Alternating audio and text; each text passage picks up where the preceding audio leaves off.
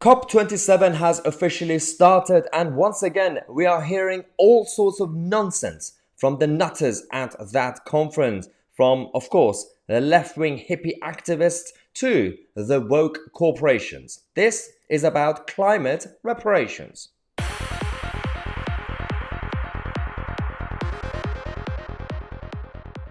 Hello, ladies and gentlemen. Welcome to the UK's most watched political show on the internet. We will be your voice, we will be your advocate, and we will stand up to the establishment, from the left-wing nutters to the globalist elites. So, let's kick off the show. We're going to have a number of updates throughout the evening for you guys, if you're watching this, of course, on Tuesday, the 8th of November.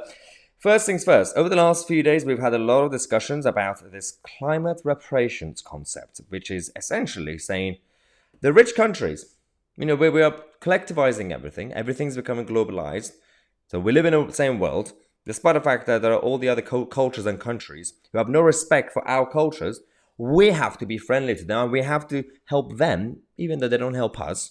Right now, the concept is all about what's going on at COP27 in Egypt, which again, there's another video I'm going to talk about, the hypocrisy of people who are going to Egypt. They said, Starmer says, I'm not going to Qatar because Qatar, human rights.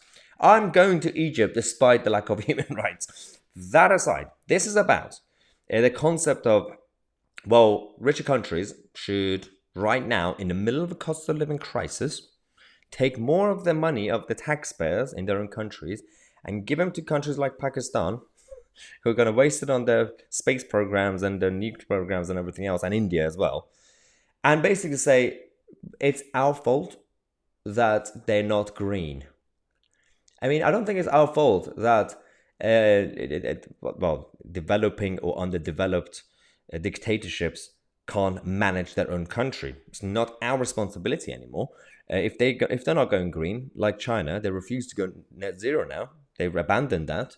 I don't think we should spend our money on them. But people like Ed Miliband, they do not understand this concept. Look at his face. He's loving this whole attention-seeking nonsense that is creating his new fame. Of course, he failed to win at the ballot box. But these people don't need to win at the ballot box at the elections, because their agenda and their propaganda is already going right inside our heads. And that's why now even Rishi Sunak's government have considered taking more taxpayers' money from this country. He signed up to this already anyway, back in 2020, 2021. And now once again, he has committed to more spending from our money. £11.6 billion for this new funding thing over the next 5 years. And this will be tripling the UK's contributions. Are you absolutely kidding me? Seriously, in the middle of all this chaos that we're dealing with, you say you don't have money for this, you don't have money for that, because you already printed all the money you could. And now you say, we have money for the other countries. Everything's fine. Everything's absolutely normal. And also, isn't it funny, in the words of Nigel Farage, that the one person that was also the king of the Greens, even for him, this is too far. Boris Johnson. Boris Johnson actually has raged against the machine, saying the United Kingdom cannot afford climate reparations. He's lashing out at Rishi Sunak, saying that Britain should not pay climate reparations. This is according to Boris Johnson himself, the prince of COP26 and now COP27.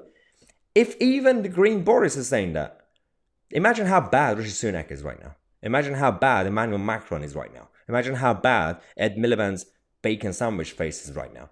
And then Starmer is so weak that he's of course going to surrender to your Starmers and all to your Ed Milibands and Greta Thunbergs.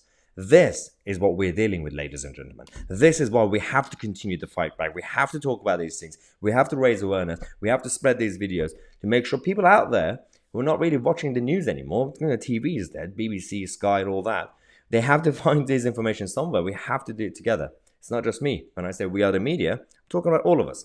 So this is where we are now, ladies and gentlemen. We're going to come back in half an hour with a number of other political updates for you guys, including the United Nations, who have decided to dare and intervene in British domestic politics. So that's absolutely lovely, whilst they're being pretty quiet on international issues like Iran and the uprising. Let's take a quick break. In half an hour, I'm going to come back. Subscribe to the channel. I'm Tousi, and we are the media.